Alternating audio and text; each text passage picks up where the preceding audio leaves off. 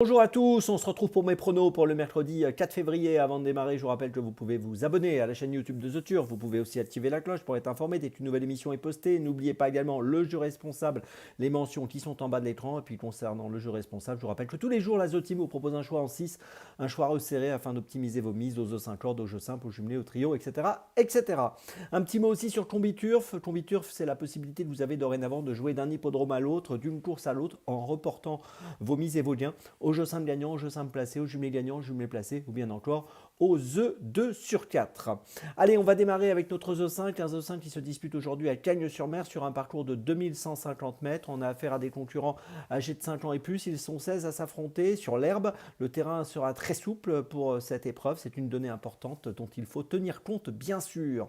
Et dans cette rencontre, écoutez, j'ai choisi un cheval qui apprécie justement les pistes assouplies. C'est le numéro 1, Prince de Montfort.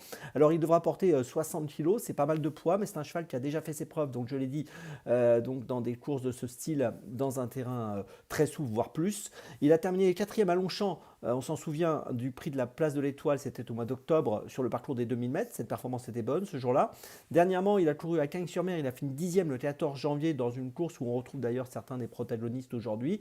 Ce jour-là, il aurait pu faire un petit peu mieux. Je pense qu'il va progresser sur cette course et même avec ce poids important de 60 kg, associé à Christian Desmoreaux, je le crois capable de jouer le premier rôle dans cette course.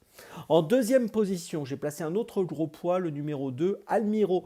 Alors il vient de terminer 3e le 14 janvier dans la course dans laquelle Prince de Montfort a terminé 10e. Ses 5 dernières courses, c'est 4 fois sur le podium. Il a été absent entre le mois de juin et le mois de décembre. Il est plutôt sérieux dans cette épreuve, il me semble capable de jouer un premier rôle. En troisième position, j'ai placé le numéro 7, Big Log. Alors là encore, comme Prince de Montfort, c'est un élève de l'écurie de Didier et Pauline Prodhomme. C'est un concurrent qui a terminé 5e à Cagnes-sur-Mer le 14 janvier, toujours dans la course dans laquelle il y avait Prince de Montfort et Almiro. La performance était correcte ce jour-là. 10 dernières courses, 7 fois dans les 5. Il est plutôt sérieux, je pense qu'il a sa place sur le podium. En quatrième position, j'ai placé le 11, Lamazi Logo. Attention à ce numéro 11, elle effectue sa réapparition. On ne l'a pas vue depuis sa belle 4e place dans le prix de l'élevage à Saint-Cloud le 26 octobre dernier sur 2500 mètres. Elle apprécie le terrain, elle est plutôt régulière. 10 dernières courses, 9 fois dans les 4, elle doit faire l'arrivée. En cinquième position, j'ai placé le 15 Pestacle. Alors il a fini 7e à Cagnes le 19 janvier, 5e à Marseille-Vivo en décembre, 5e à Fontainebleau au mois de novembre lorsque Prince de Montfort était 7e. C'est une chance régulière en bas de tableau dans cette course. Et puis en sixième position, j'ai placé le numéro 10, le Grand Balcon, qui vient de terminer 3e à Cagnes-sur-Mer dans le prix de Cannes le 14 janvier. Il a déjà bien fait sur ce parcours. Il faut se souvenir qu'il a gagné le prix de Marseille sur ce parcours et dans un terrain très souple l'année dernière. Et je pense qu'ici, il est capable de jouer un rôle utile pour une 3, 4, 5e place. Je vous résume mon choix en 6 pour ce The 5 cordes assez ouvert. 2 points d'appui, les 2 chevaux du haut du tableau, les numéros 1 et 2. Puis derrière, je vais placer les numéros 7, 11, 15 et 10. Départ de la course, attention, 13h55. Allez, on poursuit avec dans mes jumelles que vous pouvez faire en combiture, enfin pourquoi pas. Et on va démarrer à Cagnes-sur-Mer, Réunion 1, course 1 à 13h11 avec le numéro 5, Zacapo. Alors Zacapo est bien connu à ce niveau dans les courses à réclamer. Il a fini 2e à Cagnes-sur-Mer, c'était lors de sa dernière tentative sur 2000 mètres sur le PSF, sur la PSF, piste en sable fibré. Là, il retrouve la PSF, il est sur une distance un peu plus courte, 1600 mètres. Ça peut jouer en sa faveur. 25 courses courues, 19 podiums. C'est l'entraînement de Mathieu Boutin, toujours très performant. Associé à Hugo Boutin, je pense qu'il est largement capable de monter sur le podium et peut-être même d'obtenir la première place dans cette course. Le numéro 5, le Zacapo, dans la première à Cagnes-sur-Mer, c'est mon premier choix de la journée. Mon deuxième choix, on change d'hippodrome, on va à Mokanchi, Réunion 3, course 7 à 15h22 avec dans cette 7e course le numéro 8, Lupin du Bourg. Alors Lupin du Bourg va essayer d'obtenir la 2e victoire de sa carrière. Il a terminé dernièrement 3e sur cette piste de Mokanchi, c'était le 26 janvier sur 2850 mètres. Là, il va évoluer sur 2150 mètres. Je pense qu'il sera mieux sur cette distance. On peut noter qu'il était déféré des 4 pieds l'autre jour. Là, il sera déféré des antérieurs et plaqué des postérieurs.